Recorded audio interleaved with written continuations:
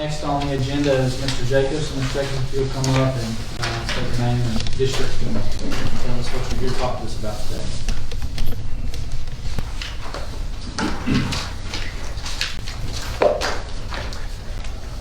Commissioners, thank you for listening to this proposal. What I'm here for today is to propose a resolution to abate the property taxes on the Amy Farm because we provide a free public park which has grown in stature and been used extensively.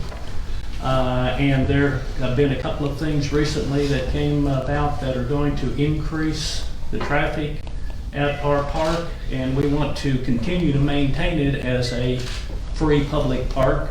But the expenses in doing so have grown exponentially, as you well know, and inflation has taken a bite on everybody. And I understand precedent completely. It's very difficult to abate the property tax for somebody, but I propose you do the same thing that the state did with the premier heritage property that designation that is spelled out exactly what the property has to, standards that the property has to meet. And I propose that any property in Hawkins County that's a Revolutionary Land Grant property that is still in the original grantee family and is open to the public, the grounds are open to the public, should be abated from property taxes so long as those grounds remain open to the public. Dr. Carol Van Wist, state historian, approached us a couple of years ago about possibly using the property as the site for the Tennessee sesquicentennial celebration because he considers our property to be the Amy property to be the most significant revolutionary site in Tennessee because he can prove so many revolutionary soldiers there. I have a draft proof sheets of a book that he has in printing right now on the Thomas Amy Farm. And ETSU just completed a forensic genealogical study of the property with LiDAR, sonar, all kinds of exotic equipment. They have produced a 190-some page report on the property because they consider it a significant revolutionary site and that they're interested in actually discovering where more of the buildings were. It's very fascinating. I just got the study. I sent a copy to Jason. It's just overwhelming what they've done. So with those things in mind, those publications going out there, I know we're going to see enhanced traffic, and it's already become a burden to provide toilet facilities for people because they're all over the property. So I'm just asking that you consider abating just the property tax. I'm not asking you give me any money. We made the decision to make it public when we moved here because of the significance, the historical significance. And so if you would consider abating the property taxes, as long as the property stays open to the public, we'll be well on our way. Questions? Mr. Jacobs, do you receive any kind of funding from the state or a historical society now as it is? No, none, zero in 16 years. And I have applied for grants. The problem is it's privately owned. And according to the State Historic Commission, their funds are specifically to go first to municipalities, then to nonprofits. And if they have any left, he told me that he'd be happy to consider us, but he said there's never enough to go around. So we've received nothing.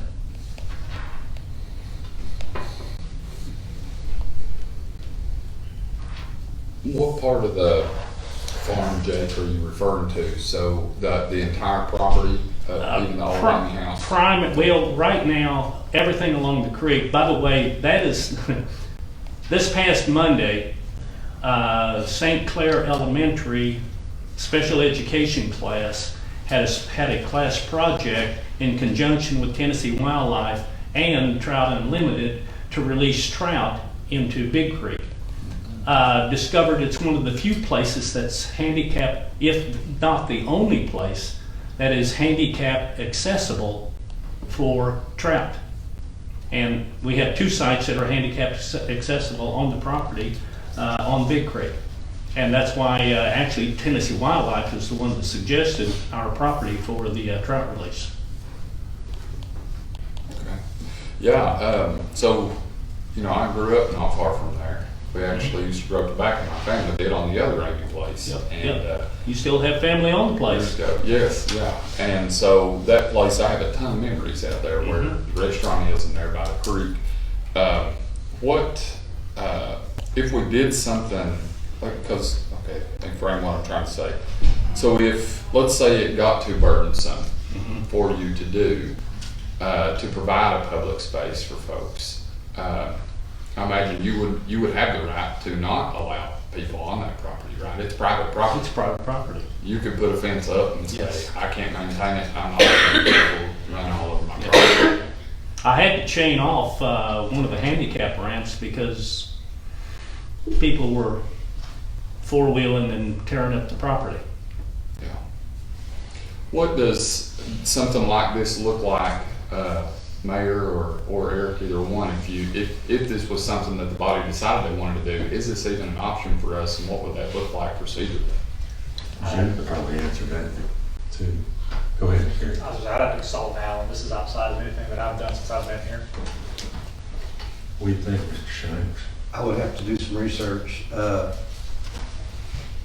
It would have to be changed by the assessor. We can't change anything tax related in our office, but the assessor can, if it's permissible. We would just have to do some research with probably CTAS and see. But in the big scheme of things, I don't, financially, it wouldn't be that big a deal to the county. It's just a matter of if it can be done. It would be a big deal too, we'd open up a can of worms. Well, I'm talking, I said financially. Well, and they're both valid points. One property seldom moves the needle much one way or the other, but if we do it for one, and there's not clear-cut guidelines on why we do so for one, then do we open ourselves up for several others? His situation may be very unique and may be very specific that you could isolate it to make it that way. But without some legal consultant, I have no opinion at this point. I mean, I don't think it's something that I would feel comfortable with taking action on today, but I think it's worth exploring, because truthfully, that it adds a lot of value to that area. It really does. And I mean, it's much cheaper if we abated his taxes, or even if there was 2 other properties like it, if we abated those, it'd be much cheaper than probably what we pay to operate a park, potentially, right, on an annual basis. So if they're upkeeping and all that, it makes sense to do it. And I don't know what the process would look like and what the guidelines. I agree, we need to certainly talk about that. Yeah. But I don't want us to toss it to the side, because I think it's worth exploring. I think it's worth looking at, but as somebody said, there needs to be specific guidelines as to why we're doing it, so that if anybody, I don't think there's anybody else in the county that would meet the guidelines that we would set in place for this one. But there'd be a bunch of people trying, and we would have to tell them why they are not being considered, and Jake was. And to be clear, we have abatement programs in place for industry recruitment, right? So it's certainly possible. If we Yeah, had, there's a set of qualifications they have. of course, and that's what I'm saying. If we had similar You're creating, qualifications. for industry, you're creating an income for the county. Agreed. So even though it's an abatement, it's only for 10 years, 5 years to 10 years. Yeah. And you're creating income for the county with the industry, which this would not be creating any income for us. Tourism. I draw regularly from a 5-state area. Our biggest What do you average in Our tourism? biggest Google search area is from Knoxville. So what do you think your average, what are you bringing in for tourism? Are you, What's that? You would know better than that, than I, Nancy. well, what are you presenting to bring tourists in, I guess is what I'm asking. I mean, I know you have Saturday, what do you call it, trade days. They're every Or day of the bring- week. They're there every day of the week, But they're wandering around paying on for the that. property. Yeah. But they're not just coming for Thomas Amy, they're coming for the region. They're coming for Thomas Amy. Okay. Historic regional tourism. It's similar to what we used to present with Fourth of July celebration. Right. You know, there's a lot of folks come in, buy gas, buy food, buy, you know, Yeah, absolutely. a lot of different things. So they're not gonna come from Knoxville and leave and go back to Knoxville to eat, I wouldn't think. So, Mr. Jacobs, couple of things. I think you and I have discussed philosophically a whole lot of government issues over the past few months and years. So essentially, you're asking government to subsidize private business. Is that accurate? It would be, I don't think it so. would essentially be a subsidy of private property if we were to create a standard where you're not paying property taxes and other private property owners are. Well, what other private people are generating tourism dollars? Well, and that's a good question, and I don't really have the best answer. I'm sure we could probably find people who generate money from their private property that do pay property taxes and do pay the 40% assessment and all that for private property because they're businesses. You've also talked to me about the use of fees by the county government to establish a revenue stream for even our public parks. Yet you offer your service for free and you ask us for an abatement, so why not charge a fee? Okay, well, if the rest of the parks charge, I'll charge. Fair enough. If you're private, we're public. A little bit, we're already funded by taxpayers through property taxes and other revenue streams. If we were to pass this and put it into place, would you be willing to enter into a memorandum of understanding with the counties that you would keep it open and operating, and there would be a standard set of access that the public has as a result of having abatement? We will continue to do as we're doing now and have done for the past 15 years. The property is open for people to come, particularly along the creek. And they're driving up into my driveway all the time, which is fine. So, it is a historic site. It's not mine. sure. Okay? It belongs to the Lord Jesus first. Sure. And he has put us here to share it with the public. And I we're appreciate that. asking, Yes, sir. simply asking to abate the property taxes. I don't want you to fund us, to hire anybody, to buy any equipment for us. Just simply abate the property taxes. Which still is a subsidy because those property taxes go to provide services that are going to protect you through law enforcement and other things that we use to spend property tax dollars for go to services that your site is going to benefit from. So, and I guess I'm like Commissioner Gillum, I don't know that I'm ready to say no, but these are the questions that we need to try to navigate through because it would be viewed as a subsidy. It is a private property receiving a special concession from local government. It is, and I do appreciate that you open it for free, but you're a private business owner. You have a right to offer whatever you want on your private property for free, or you can charge admission for $10 a ticket. Are you familiar with conservation easements? I'm not. Okay. There is a perfect example where you put a property into or people put property into conservation easements and their property taxes are abated, although they maintain private ownership of it and they don't even have to let people use it. Yeah, I don't know. I'd like to see some examples of that. Obviously, I don't know what happened. But so my last question is: have you considered creating a nonprofit, like a Friends of Amy Mill, and setting up a nonprofit organization that you Yes, can pay? absolutely. I had formed the corporation, and then we backed off because once you do that, you have to have a nonpartisan board of directors, and then you lose control and ownership of the property. And what other revolutionary property can you name me that is still owned by the original grantee? Well, I live on the Amy's plantation. I think I'm descended from, so maybe I own my little part. Okay, One of the dogs we discussed, right? but this has a direct lineage of Amy ownership. Yeah. And that's why we backed off, is because my wife is an Amy and the property is actually in her name. So which takes me back to my original point, and I don't want to belabor this, but I think in one of the emails that I shared with you, and I respect your work there tremendously, because, you know, as a historian, I love what you do, and I'm amazed by what you do on offer. You bought the property as private property, you operated a business there, and now you lease the business out, and you have a restaurant that's going there. All those things are wonderful things that you're offering to the community that's done as a private business entity. And I appreciate that. I love that you do that. I want us to just make sure that we're making appropriate decisions, that we're not opening up Pandora's box, first off. And secondly, that we can't even legally do it, because I don't know that we can.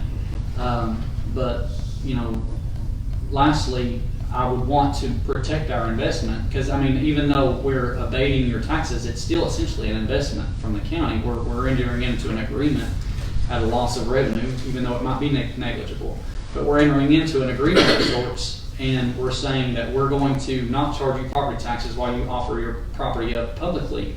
I would like to have a memorandum of understanding with the county if you're going to do that, so that we're also protecting that, you know, that investment that we are making into your property. Because it's not a direct investment, it's indirect, but you understand what I'm saying? Absolutely, absolutely.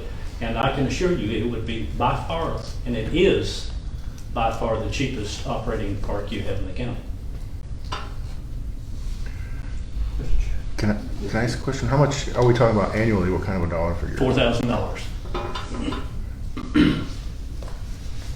Mr. Paul. Mr. Jacob, I echo what Commissioner Gill and Commissioner Rhodes said. You know, we do appreciate what you do out there, and by not taking away from the historical importance of the area. But my biggest concern, like Commissioner Rhodes said, legally can we do this? And secondly, well, who else is going to come up and say, well, mine's historical. In Hawkins County, there's 30 century farms. There's 100. Do what? There's 100 100 century of them, I farms. think corrected. Are they open to the public? They are not. They are not. But- Well, okay. But technically, you had the right now to close whatever portion you see. Then the tax abatement ends. But as I was saying, the issue's going to become, and our farm's a century farm. If I come up and say, hey, it's recognized by the Center for Historical Society, you know, I want my taxes revoked. Okay, well, and I would be in favor of that if it draws tourism and is open to the public. Our farm's not open to it, but it's got historical significance. That's my point exactly. But it has historical significance.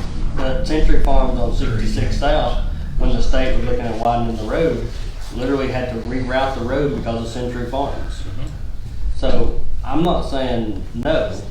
I'm just saying we need more information before we can pass this. I think there's a lot of questions we don't have answered right now.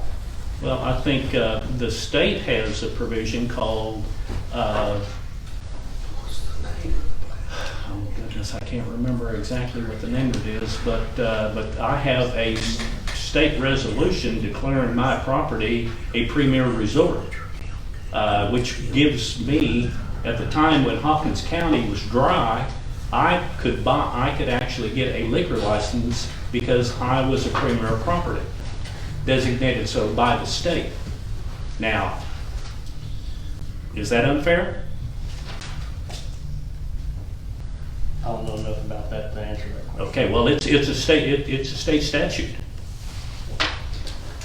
I think I would favor, so when I think about this, we would have to have very clear guidelines. I think we could even, if we ended up doing something like this, I think you could cap the number of properties that you did it for. I think you could even consider the locations, right? So if you had Amy Mill in the middle, and then if you opened up a spot for somebody to do it in the lower end of the county and somebody to do it on the upper end, you could open 3 new parks for much less than what we're operating in the current park, and maybe potentially serve more people. You could also encourage, a lot of people use that area as a park, to your point, and I'm saying a lot of this just for food for thought. Okay, it is a good thing when we can encourage people to do things that impact our community positively, rather than, and it costs us less money. Especially, so let's say we wanted to buy your property and open up a park there, that would cost us a lot, right? And so, and let's suppose that one day, to the committee, that Mr. Jacobs no longer is the owner, and the new owner comes along and puts fences up and starts charging entry fees and things like that, because he's not nearly as nice a guy as Jake is. I mean, it would be neat to have an incentive, something that we could offer as an incentive for someone to continue to operate it that way. So, you know, we're obviously, well, I can't speak for the rest of you, but I don't plan on taking any action on it today. But I would just ask that we all keep an open mind and we discuss it moving forward, because I think I've never thought about it. And if I had heard this just in passing, I would have said, no, that's crazy. I would never do that. But after considering what you said here today, it's an interesting way of thinking, and I appreciate your presenting us with it. Have you ever considered doing a conservatorship? With the state having so much interest in it, would that not be the path to go? Those talks continue with the state. But if that ever goes anywhere, I'll be shocked. Is the state not willing to make it a state park, or? Again, don't know. And of course, it raises the questions about what are my wife and I going to do in that situation? Yeah, we moved here because we love the place, and we make it available because we love the place. And to answer a bit of your question right there, it is real simple. And the first thing that I said was, I understand precedent.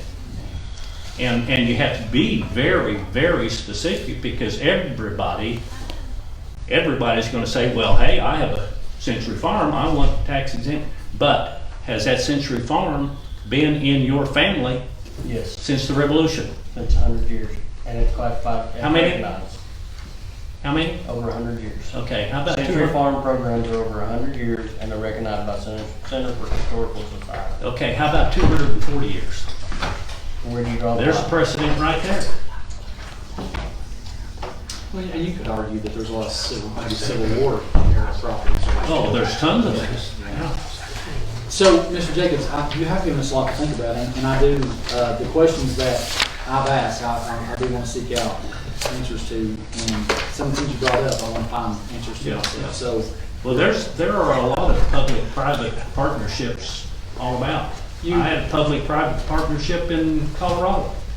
For a property such as this, similarly situated, that's For stream access. I had a trout stream out there, and it was for stream access. And I worked with the Corps of Engineers on that. Does anyone else have any more questions for Mr. Jacobs? Thank you, sir. We appreciate it. Certainly. Thank you.